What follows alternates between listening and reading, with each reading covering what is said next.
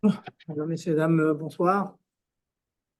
Erev Tov, comme d'habitude, donc, notre rendez-vous Alors, juste un petit hebdomadaire. moment, excusez-nous 2 minutes, parce que comme on n'est pas dans notre endroit habituel, donc il y avait quelques réglages qui se sont faits. Voilà. Et là, juste,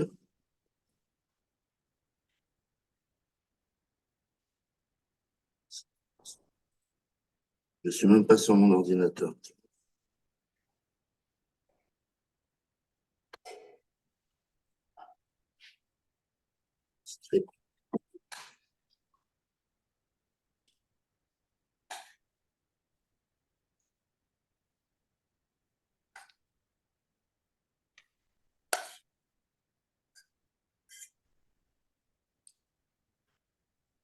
Et c'est bon. Voilà. Donc, encore une fois, bonsoir. On commence notre show dans la porte et comme d'habitude, un petit mot de Chizouk sur les parachutes que nous vivons. Et là, on a un mot très très fort dans les parachutes que nous venons de vivre et que nous vivons actuellement. La fin du Shemot, Moshe Rabbeinu, le grand Moshe Rabbeinu, le prophète, le plus grand des prophètes, sur lequel il est dit que jamais il n'y aura un prophète aussi grand que lui. Et bien sûr, que Moshe Rabbeinu, il interpelle Hachem et il dit Lama areota lamazé. Que je m'en on voit des souffrances au cas d'Israël, des minimes, faire des briques, faire des travaux, etc. Et Moshe Rabbeinu se permet de faire quelque chose que les Avot, Abraham, Isaac, n'ont pas fait. Ils n'ont jamais demandé à Hachem pourquoi. Lama areota lamazé. Ça veut dire un mot qu'on dit dans les drachot parfois. Voilà une différence entre eux.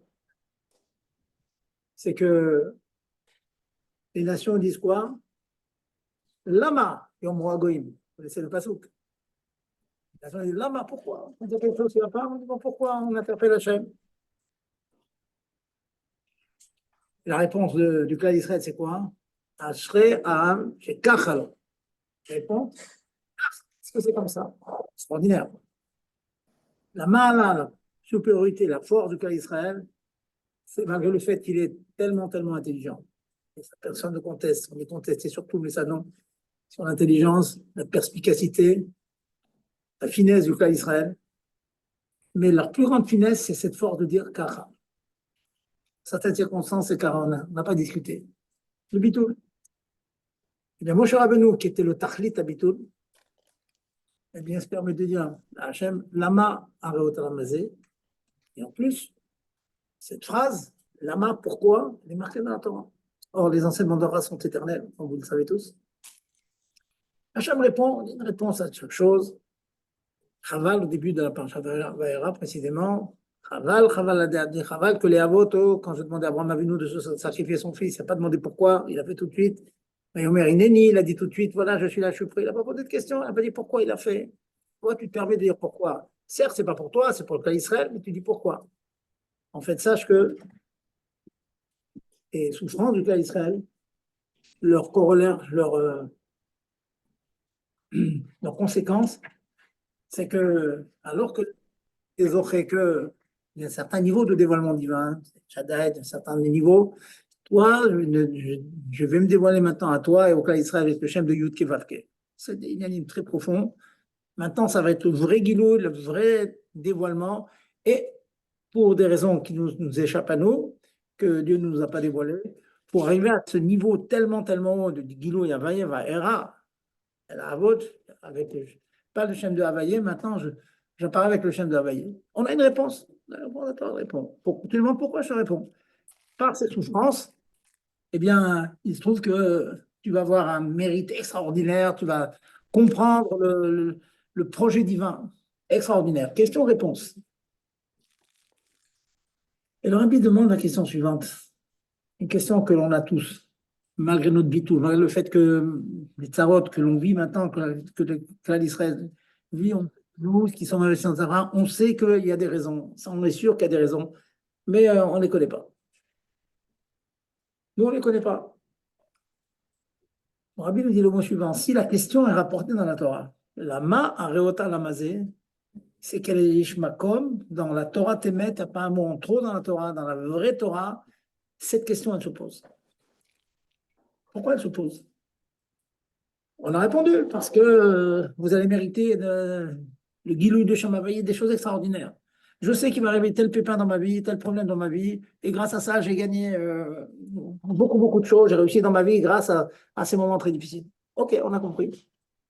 Barminan, certains ont perdu quelqu'un de leur famille, vous savez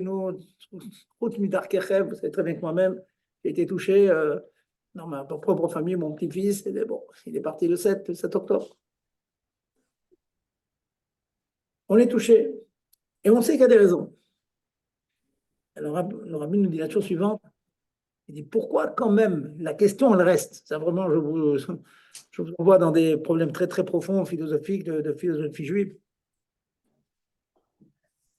Si la Torah nous montre que Moshe Rabbeinu a posé cette question, ça veut dire qu'elle a encore sa place, cette question. Pourquoi elle a sa place? Tout simplement parce que Hachem Kol Yachol, Dieu, il peut tout faire. Et comme Dieu peut tout faire, le résultat qu'il escomptait par les souffrances de l'Égypte, à savoir le guilouille de Shamavaye, des choses extraordinaires, mais Dieu les Kol Yachol, il aurait pu obtenir ce résultat par un moyen moins dur. Et ça, c'est la question éternelle qui reste. Cette question, elle est éternelle. Comment moins dur? Ah, mais voilà, il fallait faire des briques. Ça a un sens dans le spirituel. Il fallait faire des briques, il fallait construire des pyramides, il fallait faire beaucoup de choses. Eh bien, ça, Admour Azaken, en Torah, il nous dit, eh bien, cette servitude, on peut nous la remplacer par une autre servitude. Imaginons que soit Nixar sur nous. Alors voilà l'enseignement que je demande que chacun retienne. Certes, une personne est passée par des choses très difficiles. Je vous apporte un exemple pour que vous compreniez tout de suite. Quelqu'un, il y a eu un petit problème dans la parnassa, il a des nuits d'insomnie, il n'arrive pas à dormir la nuit. À une autre occasion, il nous a dit, si cette personne s'était cassé la tête dans un marcha, des grands mefarèches de Tosfot, dans la Gemara, il aurait eu une nuit d'insomnie parce qu'il n'a pas compris le Tosfot, il n'a pas compris comment le marcha il pose la question et comment le marcha sur ce Tosfot il raisonne. Alors, il avait des insomnies avec ça, vous a dit, c'est doux, hein, c'est une grande douceur. Ah, c'est un souci, ça me perturbe, je n'ai pas compris le Tosfot. Eh bien, cette perturbation, elle va remplacer la perturbation du manque d'argent, du manque de santé, des soucis, etc., etc. C'est un yesod extraordinaire, cette chose-là. C'est que même il semblerait qu'à la base, il y a une espèce de mazal qui fait une espèce de situation qui ferait qu'on a un certain coefficient de souffrance à avoir, eh bien, ce coefficient, cette somme de souffrance, on peut la remplacer par une autre souffrance. Dieu, il peut tout. Et c'est à nous de choisir. Une personne a des difficultés à étudier la Torah, investis-toi dans l'étude. Cette fatigue que tu vas mettre, c'est difficile, tu as envie de faire autre chose, tu as envie de te promener, tu as autre chose à faire, tu veux jouir des biens de ce monde. Et tu t'investis, tu souffres dans ça, cette souffrance, elle t'enlève les autres souffrances. Nifla, nifla. Nifla, nifla. On peut nous choisir. On va se donner. Quelqu'un, il est obligé d'être mécathète, d'être aglav, comme on dit, se s'user les pieds, aller de maison en maison pour vendre des contrats d'assurance. Ça se fait plus de nos jours, mais à un moment, ça se faisait. Maintenant, on vend autre chose, des énergies nouvelles, etc. Eh bien, la proposition, c'est fais du porte-à-porte, au contraire. On va parler à des juifs, mets de leur lettre filine, autre chose. Ah oui, tu vas te fatiguer les pieds. Mais c'est toi qui as choisi. C'est autrement plus méritoire, autrement plus méritant. Et donc, on a remplacé la chose. Et c'est ça l'amar au thème namazé. Il y avait une autre solution. Effectivement, il y avait une solution. Ils auraient pu, le cas Israël, éviter cette chose-là en prenant une autre solution comme celle-là. C'est l'exemple est donné dans le Morazaken, le Limouda Torah. On se casse la tête sur des choses, alors plutôt d'avoir un mal de tête parce qu'on est fatigué, eh bien, on a un mal de tête parce on a été mitiagéa, on a veillé, on s'est fatigué, on a fait un chiour en public, on a posé des questions, on a donné des réponses, etc. Voilà le point que je vous apporte aujourd'hui. C'est essentiellement qu'on parle de cette question éternelle. En fait, c'est la question de la souffrance du tzaddik et de la réussite du non-tzaddik. Vous voyez? Eh bien, nous, on sait que on peut remplacer cette souffrance. Et on a vu beaucoup de gens qui avaient beaucoup, beaucoup de soucis, donc beaucoup de choses qui tournent, leur journée volée en éclats. On leur a dit, assieds-toi dans une chiva, assieds-toi dans un collège, investis-toi, aide un shliach, aide à faire du porte-à-porte, aide à distribuer je prends un exemple parmi des millions, la Sirata Shavua, dis aux gens de venir, d'assister à un shiur, ben ça, c'est quelque chose qui te donne la possibilité de remplacer ce qui a été nixar sur toi, ce qui a été décrété sur toi dans ta vie, tu l'as remplacé par quelque chose qui est positif, qui donne du sipou, qui donne de la satisfaction, qui permet de s'épanouir. Voilà donc, alors vous allez me dire, c'est au cas par cas, il faut voir avec son rave, comment je veux faire pour m'investir dans tel sujet, me fatiguer dans tel sujet, et grâce à cela, je serai exonéré, je serai exempté de me fatiguer dans des choses beaucoup plus négatives, dans la recherche, la parnassa, etc., etc. Voilà. Et l'Admozaken, il explique, c'est la barretta, le fait de confectionner des briques, c'est le fait qu'on se casse la tête sur le barretta, sur cacher à Thérout, c'est coucher à un Thérout, etc. Et quelqu'un qui a investi, une coucha qui lui montre qu'il n'a pas compris la souga, c'est une souffrance pour lui. Et bon, il veut dire, c'est toutes les souffrances que je souhaite à mes enfants, à tous ceux que j'aime, et à tout le clan Israël. Vous souffrez parce que vous n'avez pas compris un daf dogma, ou une sikha, ou un mamar d'orsidou. Voilà, c'est toutes les souffrances que je vous souhaite. Ça va vous enlever toutes les autres souffrances. Voilà donc le mot que je voulais apporter sur la paracha. Il faut toujours vivre avec la paracha, toujours ne jamais sortir une semaine sans avoir été mélaquette, avoir glané comme ça un enseignement qui nous permet de vivre et d'avancer. Et toujours continuer, toujours, je ne cache pas, je vous l'ai déjà dit à d'autres occasions, que chaque fois que je fais Ritat, on le fait depuis tellement, tellement, tellement d'années. C'est toujours le même fromage sur le même Tania. Eh bien non, j'ai envie de dire non, c'est plus le même fromage, c'est pas le même Tania. Malgré le fait que ça fait 60 ou 70 fois qu'on l'a fait, selon l'âge de chacun, on tombe parfois sur un passouk, sur un petit rachis qui nous apprend quelque chose, et on réfléchit, et on vit avec, et on l'intègre, hein, on l'assimile, on peut vivre avec. De telle sorte qu'on rencontre quelqu'un dans la rue, on dit, tiens, j'ai vu un mot, il m'a touché, je veux partager avec moi. Ce mot que je viens de vous dire, c'est un mot qui m'a touché la semaine dernière. Donc, j'ai rapporté à plusieurs, il faut que je le répète. Il faut que je le répète. La marota mazé, oui. Je peux dire la marota, j'ai d'autres solutions. Il y a d'autres solutions que la souffrance d'Égypte. Voilà donc. Alors aujourd'hui, bon, vous savez que je ne suis pas dans mon droit habituel. Hein. Je fais ça pour faire plaisir à mon ami Gérard Velaïch. Donc, on s'est déplacé. C'est son anniversaire. On va lui souhaiter un bon mazal, un bon anniversaire. Et puis, je veux aussi sortir un peu des chemins battus, de poursuivre l'ordre logique, on va dire, des malachot, comme on l'a fait depuis le début de cette année. On va tâcher d'approfondir un sujet qui n'est même pas une mitzvah de la Torah, qui est une mitzvah des Rabbanan seulement, qui concerne, qui sont proches, on va dire, qui sont proches de la melacha de Mevachel, de cuir.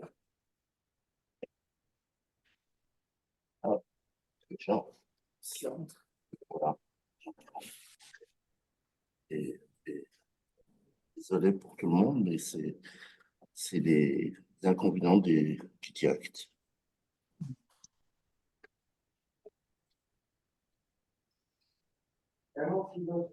Voilà. Et Gérard qui est en train de faire entrer les nouveaux arrivants. Voilà, c'est les. Non, mais toi, je vais pouvoir les faire entrer d'ici. Très bien. Voilà. Bon, on a changé de lieu, donc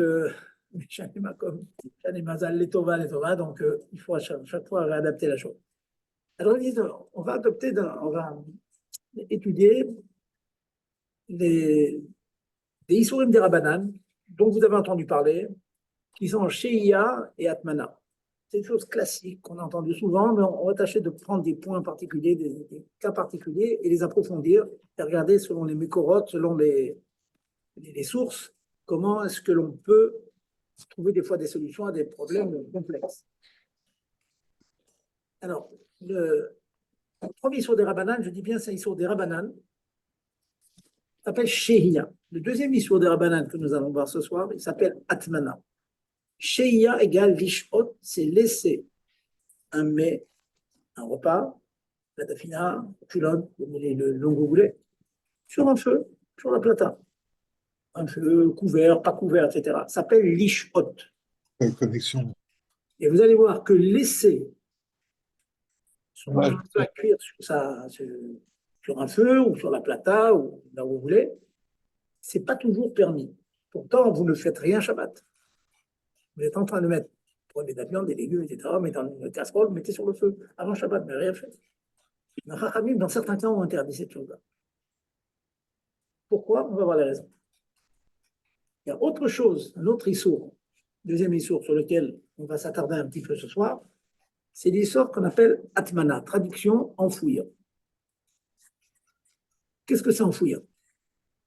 Vous savez que pendant très très longtemps, on enfouissait des casseroles dans des braises, etc., pour conserver la chaleur, pour que ça cuise et qu'on conserve la chaleur. Ceux qui ont utilisé des fours en Afrique du Nord ou ailleurs, on mettait ça dans un mélange de braise avec de la cendre, et on mettait les casseroles là-bas, et puis et donc c'était enfoui dedans, c'était entouré par ces braises, par cette sorte de chaleur.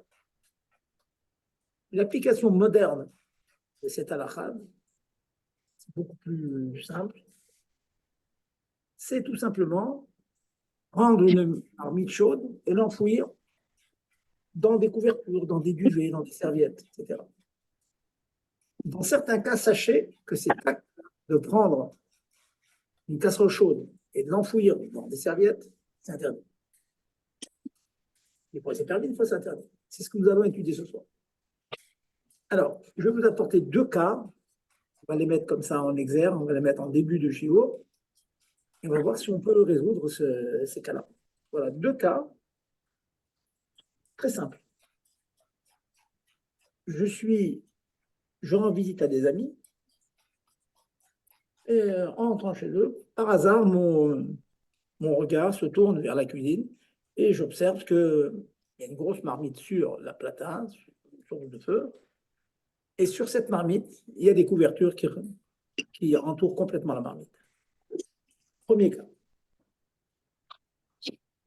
Deuxième chose que je constate aussi, j'ai vu que la maman a pris de l'eau du Kumkum, source d'eau chaude. Elle a versé donc cette eau dans une espèce de soupière. Donc on avait de l'eau qui était en Kedisheni, hein. Le Kumkum c'est Kedishon, la soupière c'est Kedisheni. Elle a introduit un biberon avec du lait froid dedans pour chauffer le biberon. C'est Kedisheni. Kedisheni, vous savez que Eno Mevachel Advarim Lachim. Il faudra commencer à. Ne cuit pas les liquides. Donc, si vous avez pris de l'eau bouillante, du kumkum, dans une soupière, et dans cette soupière, vous mettez de l'eau froide ou du lait froid, c'est permis. Permis, sans discussion, sans hésitation. Donc, je répète, mettre dans Kelisheni, donc l'eau qui était dans le Kelishon, dans le kumkum, ensuite dans une soupière, et dans cette soupière, vous mettez On mangeait de l'avocat. de l'eau crue, hein, de l'eau du robinet, c'est permis. Prenons un autre cas. Vous avez fait un café tout à fait bouillant. Hein. Vous avez pris de l'eau dans Kelisheni et vous avez fait un café. Il est vraiment bouillant. Maintenant, vous voulez rajouter un peu de lait, des fois. Ou bien, il est tellement bouillant, votre café, que vous voulez ajouter de l'eau du robinet pour le taidir un petit peu. C'est permis. Même que l'eau ou le lait, etc., n'a pas été cuit auparavant, elle est crue, sachez que le mettre dans Kedisheni, un liquide, je ne dis pas que tout est comme ça, hein. Attention. Je dis bien les liquides. Les liquides ne cuisent pas dans Kedisheni. D'accord. Donc, cette dame, elle a dit, donc je prends le biberon, et puis je vais le réchauffer. Je vais le réchauffer dans ma soupière de Kedisheni. Putain. Le Rav m'a dit que ça cuit, ça cuit pas, donc j'ai mis le biberon. Ouais. Tu mets du lait. Vous allez voir que ce n'est pas évident. On va dire. Pourquoi ce n'est pas évident? Parce que le fait d'introduire votre biberon avec du lait dedans dans de l'eau chaude, c'est assimilé à atmana, à enfouir, et dans certains cas, ceci est interdit. Ça veut dire enfouir. Donc voilà les deux chélotes, si vous voulez, sur lesquelles on va approfondir. Là, on va tâcher d'approfondir la chose.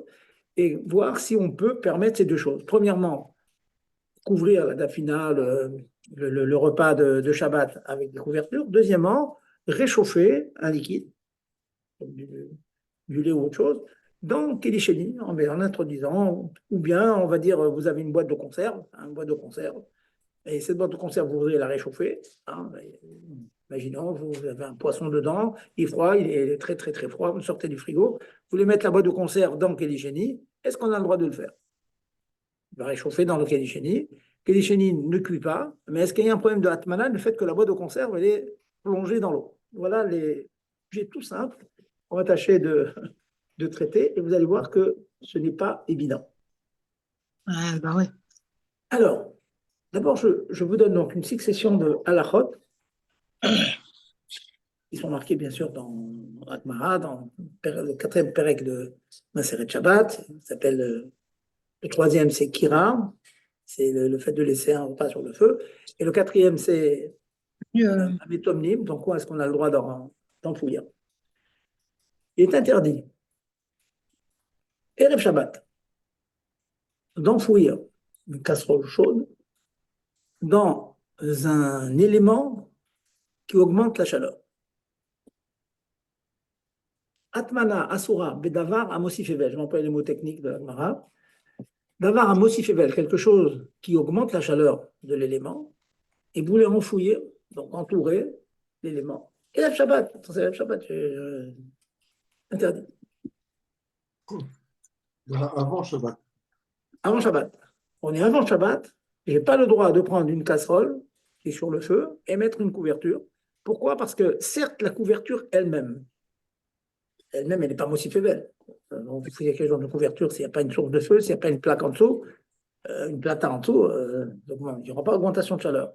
Mais le fait que vous entourez la casserole avec cette couverture, il se trouve que la conjonction, l'union de la plaque avec la couverture fait que la couverture devient comme une couverture électrique, si vous voulez, qui chauffe. Interdit. Même avant Shabbat? Même avant Shabbat. Même avant Shabbat, c'est interdit. Ce qui est permis, je vais expliquer, vous inquiétez pas, je vais tout expliquer, revenir sur chaque chose. Une couverture sur les choses. Maintenant, voilà, ça veut dire en d'autres termes, une couverture. Vous avez tous retorqué que vous êtes dans plein de maisons, on voit que beaucoup de gens mettent des couvertures sur la DAF. Eh bien, je vais vous dire que d'après le Shulchan Aruch, c'est interdit. Eh bien, par contre, si vous enlevez la DAF de la plata, l'enlevez, et vous l'enfouissez dans des couvertures, dans des duvets. Ça peut arriver, par exemple, la plata est complètement pleine, vous avez des invités, il y a 4-5 casseroles, on ne peut plus en rajouter. Donc, vous voudrez conserver quand même le repas, on va dire, du vendredi soir. Alors, vous dites, bon, une fois que c'est bien chaud, avant d'allumer les bougies, je prends mes marmites bien chaudes, je les enfouis dans des couvertures, dans des duvets, etc. Ça va rester chaud jusqu'à l'heure du repas de vendredi soir, c'est certain. Cette chose est permise. Pourquoi? Parce que vous enfouissez Bedavar chez Eno Mosif Eben. Vous enfouissez dans quelque chose qui n'augmente pas la chaleur. Donc, Erev Shabbat, il y a deux cas. Enfouir dans des couvertures une casserole posée sur la plata, c'est Mosif Eben, augmentation de chaleur, c'est interdit. Par contre, enfouir dans des couvertures hors du feu, c'est permis. Deux halakha. Troisième halakha, pendant Shabbat même. Pendant Shabbat. Votre plata ne marche plus. Quelqu'un qui a marché sur le fil, elle s'est débranchée, c'est en train de refroidir. Je peux couvrir. Eh bien, alors, on peut avoir le réflexe, voilà, ça y est, c'est pas compliqué, qu'est-ce que je peux faire? Je peux prendre une marmite qui est chaude, pendant qu'elle est encore chaude, je l'enfouis dans des couvertures sans feu, sans rien. Je prends des duvets, je l'enfouis. Pendant Shabbat, ça s'appelle Atmana Beshabbat Bedavar chez Eno Mosifevel. Enfouir pendant Shabbat dans quelque chose qui n'augmente pas la chaleur. Ceci est interdit. Ça veut dire, si je veux vous résumer les trois halachot que je viens de citer, le seul cas permis, c'est enfouir dans des couvertures, pas sur le feu, Eno Mosifevel, et en plus, Erev Shabbat. Et s'il manque une condition, ça veut dire, on est Erev Shabbat, mais c'est sur la plata, donc ça augmente la chaleur. Ou bien, on est pendant Shabbat, et vous enfouissez dans une couverture qui n'augmente pas la chaleur, mais comme c'est pendant Shabbat, ça interdit. Ah, t'as vu ça? Vous bien, c'est la faute. Donc, ça veut dire, c'est embêtant quand même, la plata saute, ça marche plus, il y a une coupure d'électricité, on n'a pas le srout, le mérite, si vous voulez, de prendre la marmite et de l'enfouir dans des couvertures. Je vais ouvrir une petite parenthèse pour vous rendre service, qui est la suivante. Je donne les lieux.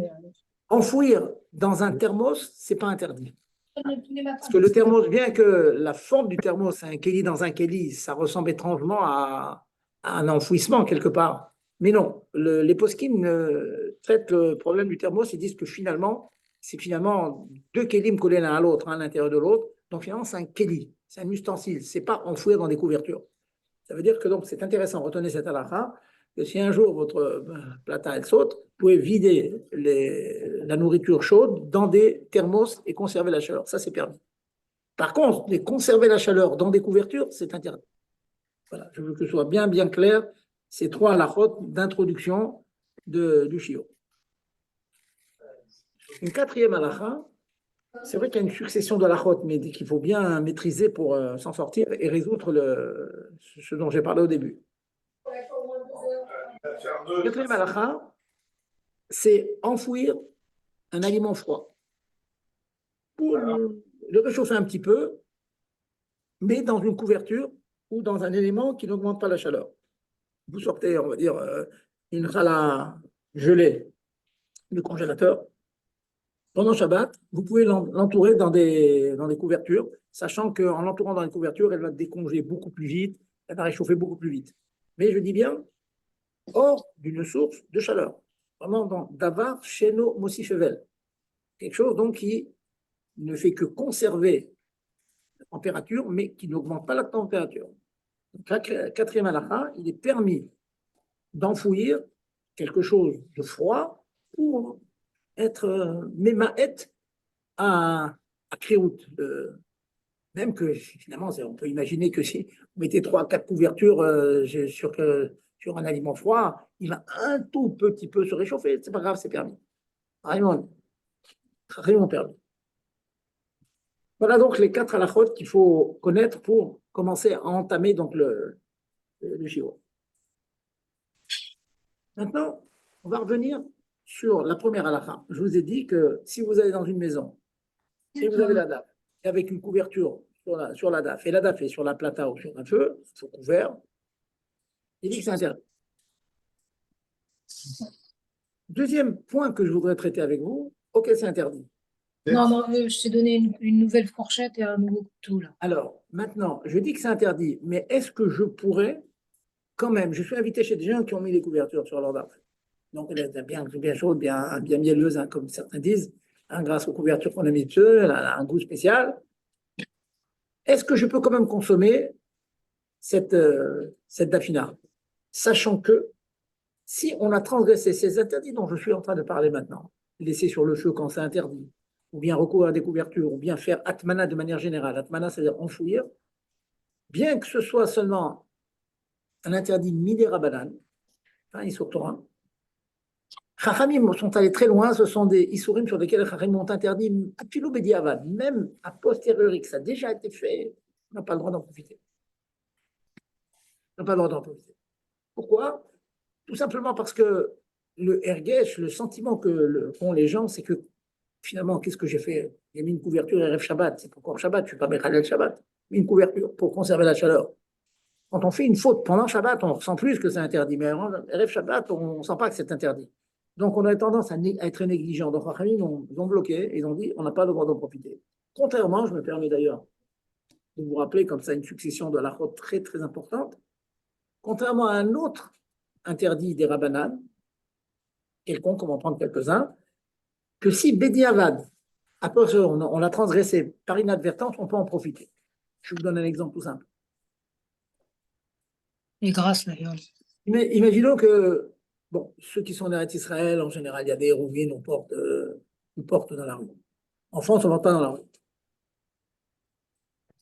Imaginons qu'on arrive à la choule et que vous mettez là, en France, on a mis la main dans la poche, on a oublié un mouchoir, on a oublié un objet dans la poche. Donc, on a transgressé l'interdiction de porter. Béchogeg, par inadvertance. Est-ce que je peux profiter de la chose? Oui.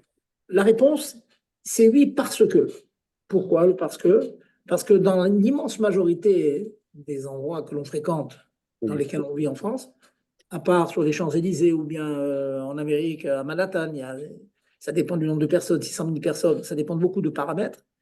Dans les banlieues en général, tous les endroits sur lesquels on marche, dans lesquels on est, ils s'appellent carmélites. Carmélite, ça ressemble un peu à un domaine public, mais pas tout à fait, parce que c'est pas très populeux. Et donc, on a transgressé seulement sur des Rabbanan. Si on a transgressé sur des Rabbanan, la halakha veut que Bediavad, c'est permis. Très beau ça. Ah, Alors que si on a transgressé un Issour de la Torah, on a allumé une lumière, on a allumé une bougie, par exemple. Allumer une bougie, hein, ça sort de la Torah. Dans de nombreux cas, on transgresse donc un Issour de la Torah. C'est interdit de profiter de la chose. On ne peut pas profiter d'un Issour. Quelqu'un, il a construit, sans le savoir, il pensait que c'était permis, il a construit une table, on va dire, voilà. Il a construire une table avec des clous, tout c'est interdit, il ne peut pas profiter de la table. Il a allumé une bougie, ça sort Minatora. Certaines lumières sont pas sur Minatora, mais de nombreuses lumières sont sur Minatora. Ceux qui sont sur Minatora, si on allume, on ne peut pas profiter.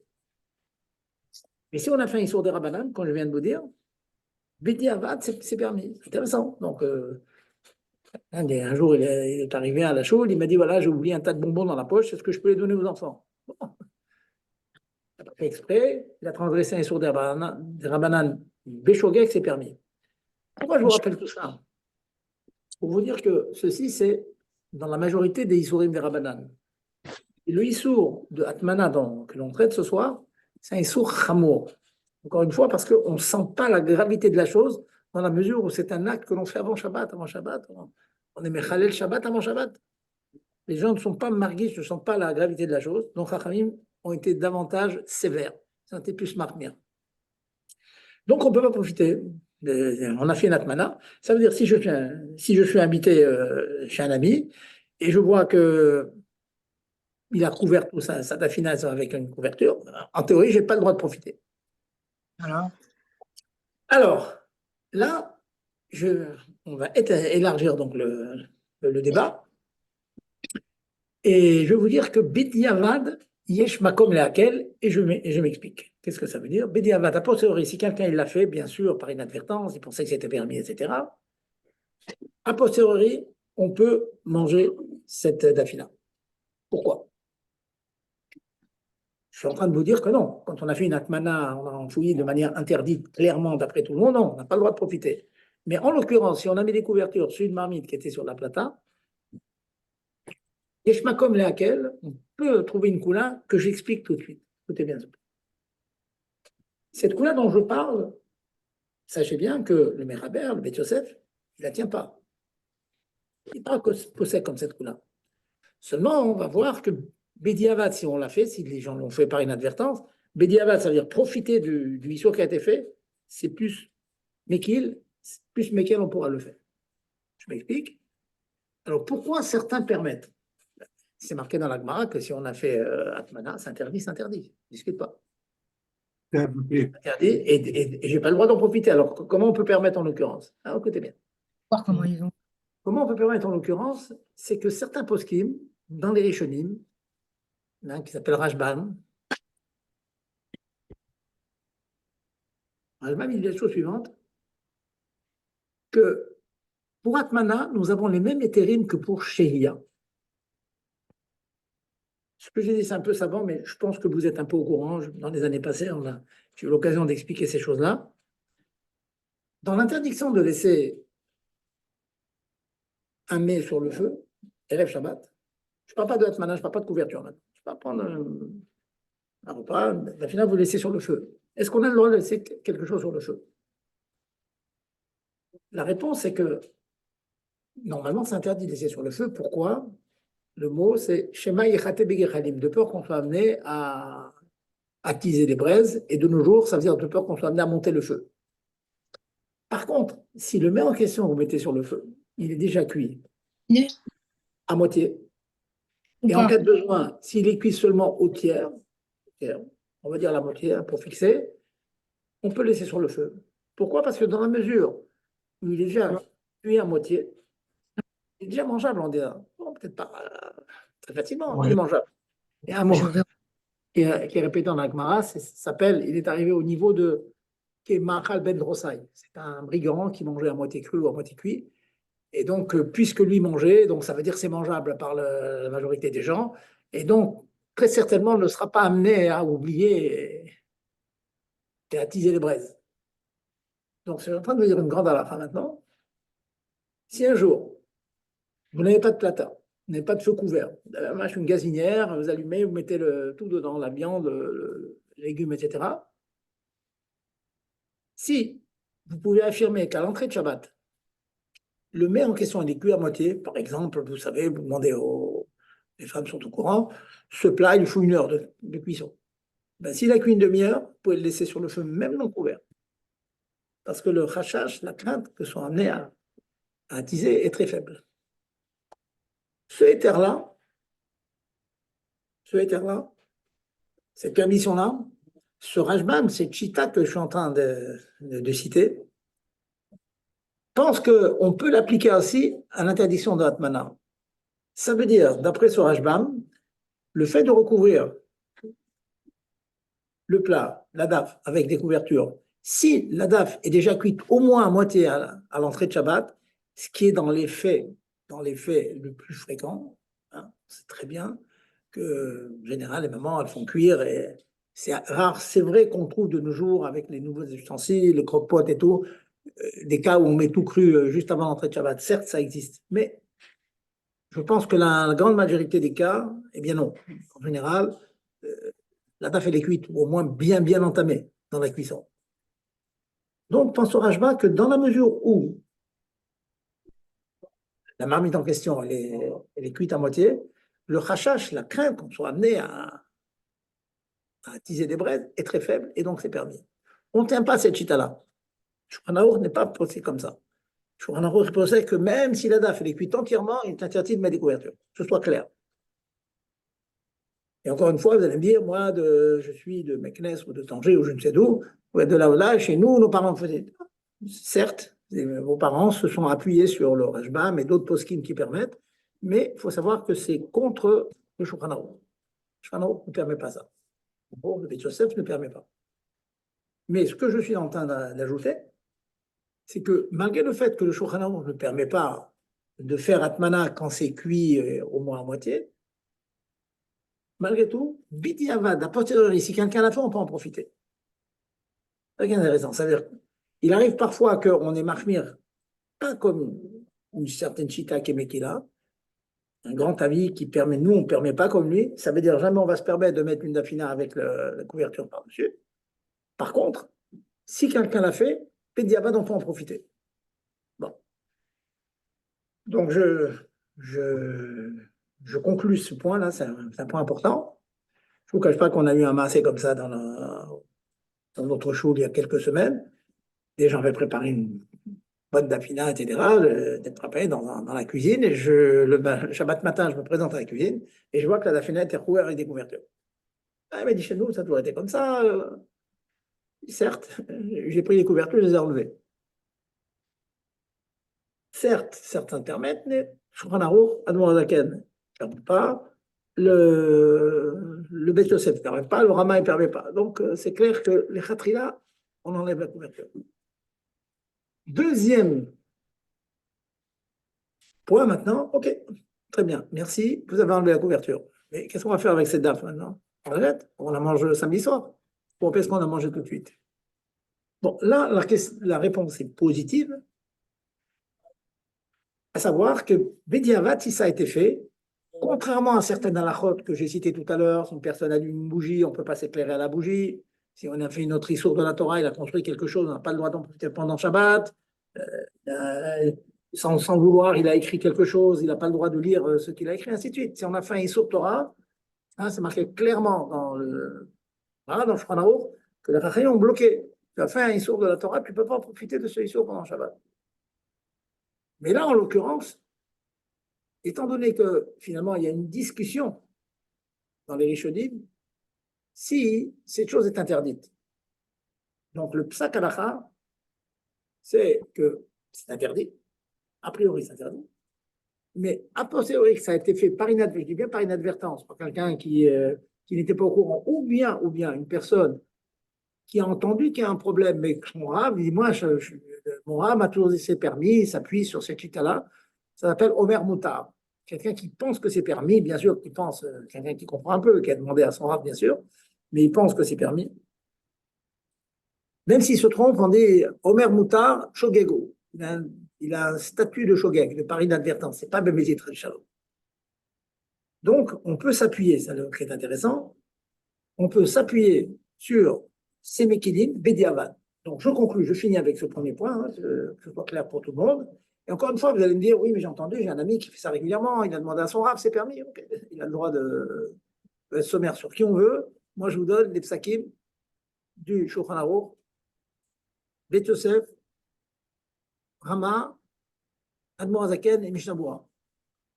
Non, on peut trouver encore d'autres, des minagim et tout, ok. Mais en tout cas, voilà, je vous dis, comment c'est, en tout cas pour Rabat, c'est évident, c'est comme je vous dis, mais l'Admor Azaken, Bediavad aussi dit qu'on peut manger la chose quand même.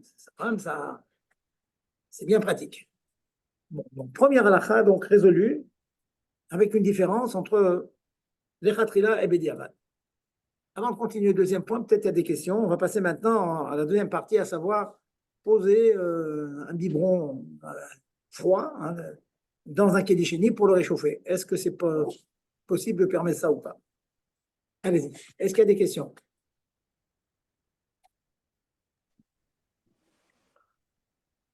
Rav, Oui. Quand vous dites Atmana sur une marmite, c'est sur le couvercle ou sur les deux fatim? Alors, Atmana, la définition d'Atmana, c'est quand la couverture entoure les parois.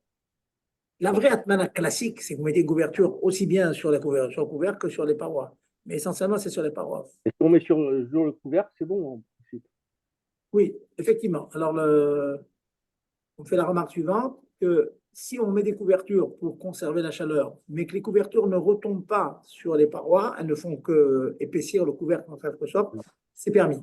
Et même, puisque vous posez la question, on peut aller un petit peu plus loin. Si les couvertures dépassent un petit peu, alors certains vont dire peut-être qu'il faudrait que ce soit moins que le robe. Bon, mais en tout cas, il ne faut pas que ça dépasse beaucoup. S'il y a 2, 3, 4, 5 cm qui dépassent un peu dans la couverture, sur les côtés, c'est bon encore. Il n'y a pas l'interdiction d'Atmana. Autre question? Oui, bonsoir. Rav.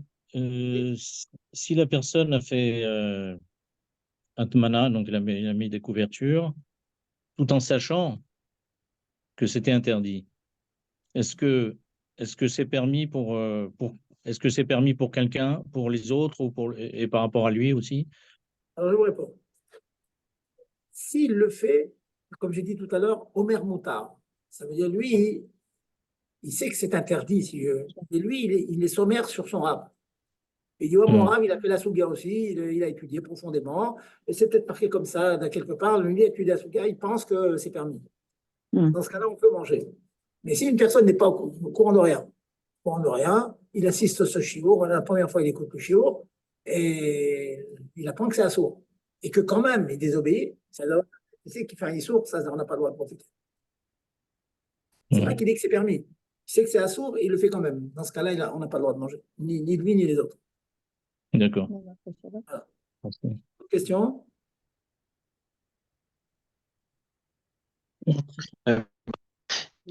Compris.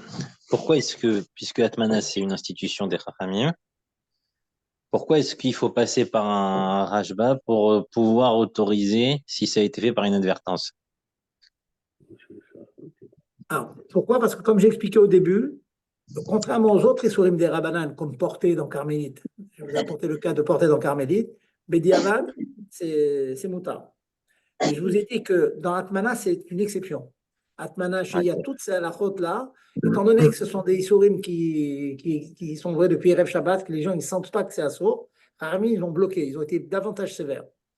C'est pour ça que s'il n'y avait pas le Rashbam, s'il n'y avait pas ces chitotes qui permettaient, j'aurais jamais permis. La Très preuve, bien. je vous donne un exemple. Tout simplement, imaginons quelqu'un, il est fait Atmana, mais quand il a mis Zadaf, il a mis tout cru sur le platard. Il a mis tout cru. Il a dit voilà, tout était cru. Puisque tout était cru, donc il a pas ce terre-là de dire que quand on a le droit de le mettre, on est recherche chez Mayachat Begechalim. Donc s'il a fait une Atmana dans un repas qui est cru, ça même Bediavad, je n'ai pas le droit d'en profiter. Parce que je n'ai pas le Rashbam. Le Rashbam permet seulement si le mets il est cuit au moins à moitié ou au tiers avant Shabbat. Voilà. Clair?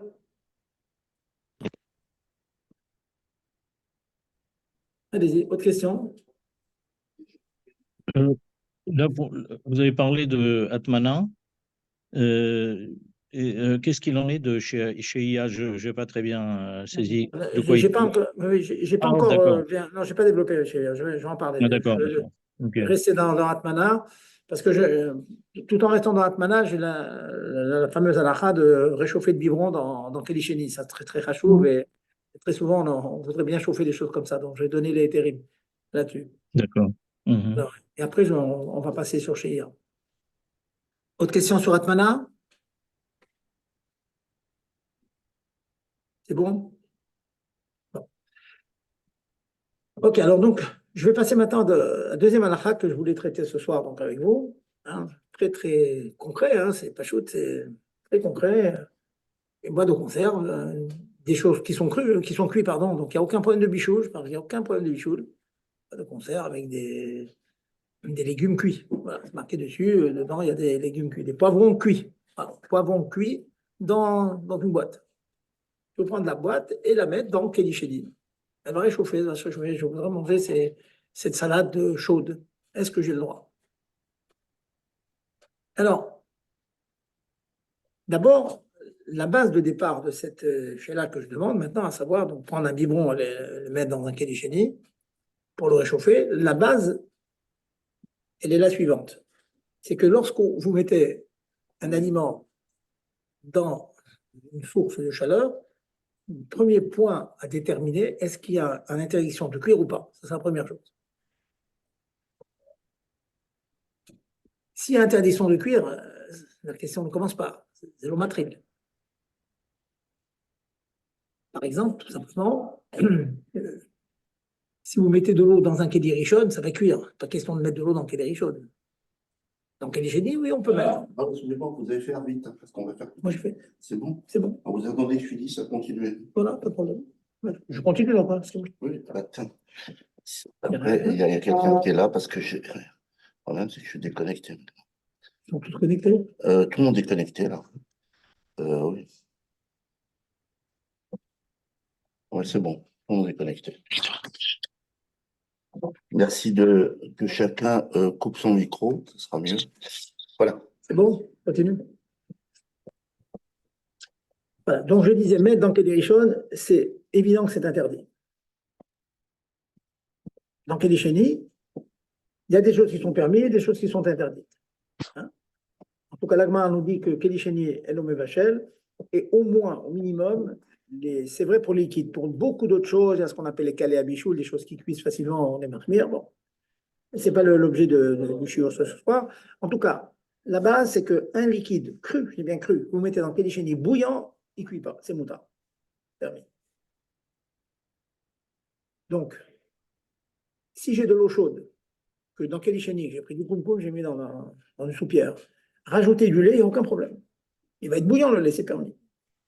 Il va être bouillant, mais avec une chaleur de kélicheni, et cette chaleur de kélicheni ne cuit pas.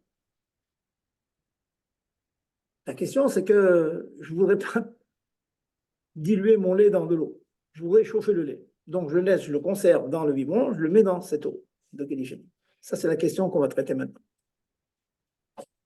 Alors, le premier point, c'est que l'immense majorité des poskim ont comparé une atmana dans l'eau à une atmana dans des couvertures ou dans des braises ou dans autre chose. Que le fait de mettre, comme je vous dis, une boîte de conserve dans un liquide, ou mettre un biberon avec du lait dans un liquide, ça s'appelle matmin et akedi, dans lequel il y a la nourriture. Pourquoi je vous dis ça? Parce qu'on aurait pu dire non, atmana, c'est à la base, à la source du sourd, c'est en fouillant des braises, en fouillant dans des matières. La Mishnah part des résidus de noyaux d'olive, des résidus de toutes sortes de choses, des choum-chémim, des graines de sésame, toutes sortes de produits qui, quand ils fermentent, ils chauffent. Vous voyez, mais ça ressemble vraiment beaucoup à des braises. On aurait pu imaginer que tremper dans un liquide, bon, On est quand même assez loin de l'interdiction d'être matmin. On constate que les poskim ne disent pas comme ça. Puis l'Admorazaken, il y a Hayadam, et beaucoup d'autres poskim disent que le fait de mettre un keli dans de l'eau, c'est comme si on l'enfouissait dans une couverture. Voilà, ça, c'est déjà une base, hypothèse de base. Avec cette hypothèse de base, donc enfouir dans de l'eau chaude, ça s'appelle enfouir. Jichaora, apparemment, on n'aurait pas le droit de prendre un biberon et le mettre dans de l'eau chaude. Parce que l'eau chaude va mettre à la chaleur, apparemment. Cependant, dans les 4 halachot que j'ai cités en début de Shiur, je vous ai cité la halakha suivante, c'est qu'il est permis de faire atmana d'un ochel kav, d'un aliment froid. Des chalotes froides, les entourer avec ce que vous voulez, avec du papier aluminium, avec une couverture, un duvet, tout ça c'est permis. Mais ça va un petit peu chauffer, pas beaucoup, mais ça va un petit peu chauffer. C'est permis. Rami, ils ont estimé que le chashash, la crainte que l'on a de commencer à teaser les braises, alors que je mets quelque chose de cru, on est tellement loin, qui va se tromper là-dessus de me dire quelque chose de cru, de froid, pas cru, mais froid surtout, froid de commencer à pas allumer un feu pour chauffer quelque chose de froid. Donc, il va tout de suite comprendre que c'est un bichoul et qu'il ne va pas oublier. Bon, ça c'est évident pour la Gemara. Donc encore une fois, quelque chose de froid, on peut faire atana, même Shabbat, dans quelque chose qui n'augmente pas la chaleur. Donc, vous pouvez prendre n'importe quel aliment froid, encore une fois, une bouteille de coca fraîche, une challah, un gâteau froid, vous l'entourez. La question qui se pose est la suivante maintenant. Cet aliment froid en question, si je le mets dans, on a dit quelque chose qui n'est pas mossifével, qui n'a pas de chaleur, c'est permis. La question est de savoir si je le mets maintenant dans quelque chose qui, présentement, est froid, est chaud, mais que doucement, il est en train de refroidir. Il est oler ou mitmaet. C'est la question qui est posée. Sur cette halakha-là, alors ça, je ne vais pas trop allonger, c'est une étude profonde de la Gemara, d'Atmemchet dans Shabbat. Il y a tout un maasé où la Gemara a dit qu'il y avait un évêque qui a pris un broc d'eau froide, il a posé sur une autre casserole chaude. La Gemara dit c'est interdit qu'il a fait. La Gemara dit c'est interdit. Et on a un Tosfot. Tosfot, il nous dit mais quel est le problème? Le problème. Je ne vais pas cuire cette eau que je mets sur la marmite chaude. Je prends une marmite chaude, pas sur le feu, hors du feu. Je mets de l'eau froide, ça ne va pas cuire. C'est le problème. Pourquoi cet esclave qui a fait ça, qui a mis cette eau chaude, cette eau froide juste pour la réchauffer un petit peu, pourquoi on dit sauter dessus? Il dit non, n'en fait pas. Là, il s'est fait créer dessus. Ça rapporte l'anecdote. Le choix sur place nous dit pourquoi ça t'interdit? Parce que, en fait, la marmite était tellement chaude que s'il avait laissé cette eau froide par-dessus, pendant, on va dire, 1 heure, l'eau en question froide serait montée à une température supérieure à Ariat Soledetbo. Elle serait arrivée à un degré où on commence à parler de cuire. Donc, c'était interdit. Mais l'esclave, lui, il avait l'habitude. Comment il s'est permis de faire cette chose-là? De mettre le broc d'eau froide sur la casserole d'eau chaude qui allait le chauffer. C'est ça, il s'est dit, je ne vais pas le laisser longtemps. Et c'est une question que souvent les femmes demandent. Elles me disent, on fait un fondant. Un fondant, je voudrais réchauffer le fondant. Mais dans le fondant, il y a un liquide dedans. Il y a le chocolat qui va devenir liquide. Alors oui, mais ne vous inquiétez pas, je le mets sur le couvert de la marmite, et puis au bout de 5 minutes, dès que c'est un peu chaud, je l'enlève. Alors dans ce cas-là, je dis non, c'est pas évident. Pourquoi c'est pas évident? Ça dépend de quoi? Ça dépend du paramètre suivant. Si, quand tu mets ton fondant sur le couvert de la marmite, et que tu l'oublies, Si en oubliant, elle va rester tout Shabbat dessus et il va fondre, ça va devenir liquide, donc ça va cuire, c'est interdit. On va dire, mais non, je suis sûr, je vais l'enlever au bout du samedi 8. Non, non, non, ça on a peur chez Maïshkar, de peur qu'il oublie. Et c'est là toute l'histoire qu'il y a dans la Gemara que je vous rapporte, c'est que l'esclave, il se dit, moi je vais l'enlever tout de suite, dès que ça chauffe un tout petit peu, je l'enlève. On a dit, non, ne fais pas ça parce qu'on peut oublier, ça va même. Voilà toute l'histoire de la Gemara. De là, on apprend une halakha que l'on tient, hein, c'est un point halakha. On ne peut pas vous dire que vous voulez réchauffer quelque chose. Vous dites, mais c'est pas grave, on n'a pas le droit de réchauffer des liquides, vous savez bien. Yesh bichou la bichou dans un liquide. Quelqu'un dit, mais je vais laisser cette eau-là, je vais la mettre sur le couvert de la marmite, je la laisse 5 minutes, dès que c'est un petit peu, tout petit peu, je l'enlève. C'est un saut. On a peur chez Maïshkar, de peur. Sauf s'il a fait des expériences auparavant, et il est sûr que même si ces éléments qu'il met sur le couvert de la marmite restent pendant 10 heures, 20 heures, ils ne vont pas cuire, ils vont chauffer seulement. Ça, c'est autre chose. C'est très rare. Hein, c'est rare donc la plata soit de très très mauvaise qualité. En général, si vous laissez un 4 heures, ça va cuire. Voilà donc toute l'histoire de cette Gemara. Donc l'esclave qui a mis du poisson d'eau froide, poisson d'eau chaude. Et donc, il s'est fait gronder parce que malgré sa bonne intention de l'enlever tout au bout de 5-10 minutes, bah, on l'a créé dessus parce qu'on a dit, si un oublie, elle va cuire, c'est interdit. Ça, c'est la Gemara. Le Rashba et d'autres Rishonim apportent un Rishonim, qui s'appelle Rabbi Yonah.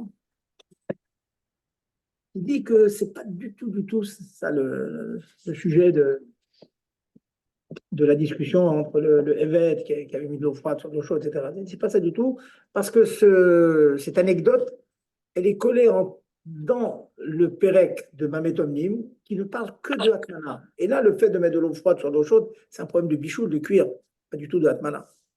Ça, c'est l'argument de Rabbi Yonah. Il dit donc, c'est pas du tout comme ça qu'il faut comprendre l'Agmara. Là, je vous rentre dans toute l'Agmara, revenir au Makor, ça fait comprendre des choses davantage.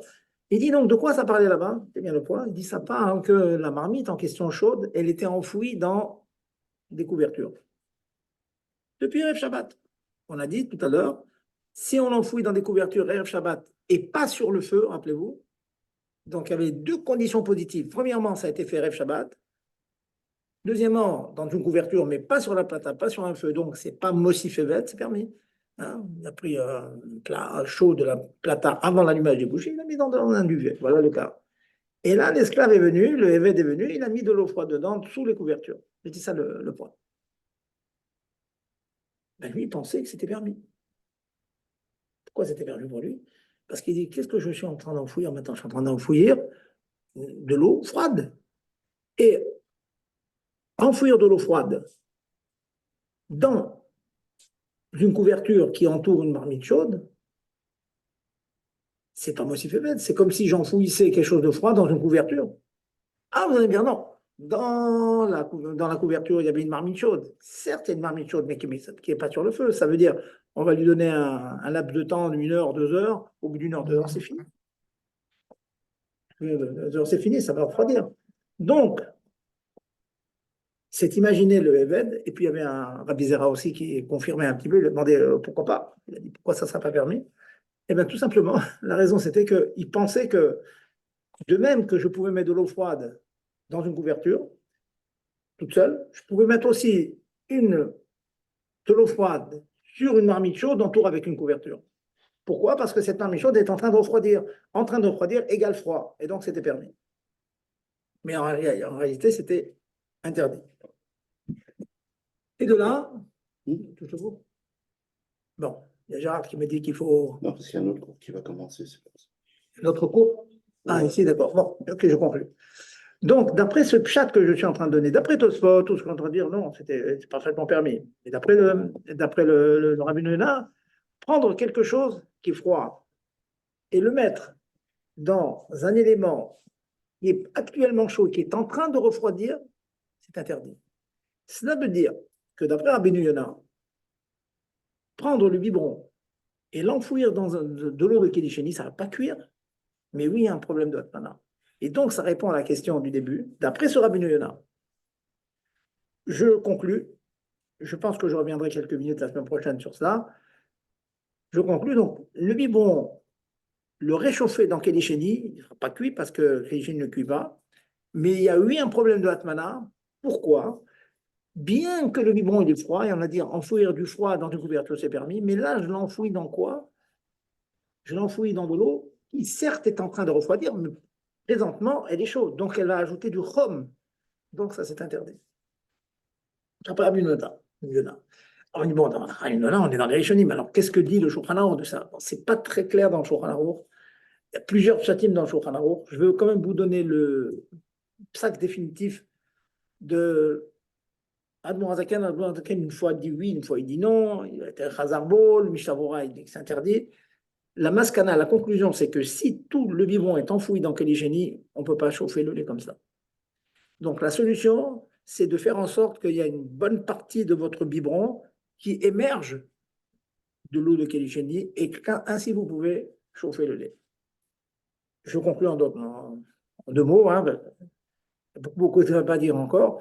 Je peux donc vous donner le éther si vous voulez absolument réchauffer quelque chose dans Kélichénie, liquide froid, du lait dans Kélichénie.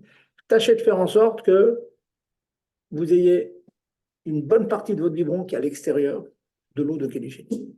Mais l'enfouir entièrement, c'est interdit. Si maintenant c'est un peu mieux, un peu non, on en reparlera plus tard. Voilà, je conclue. J'espère que ces deux halakhot dont on a parlé, les couvertures, Bediavad et les Khatrila, et puis le réchauffer dans Kélichénie, voilà, je sais pas si c'est clair.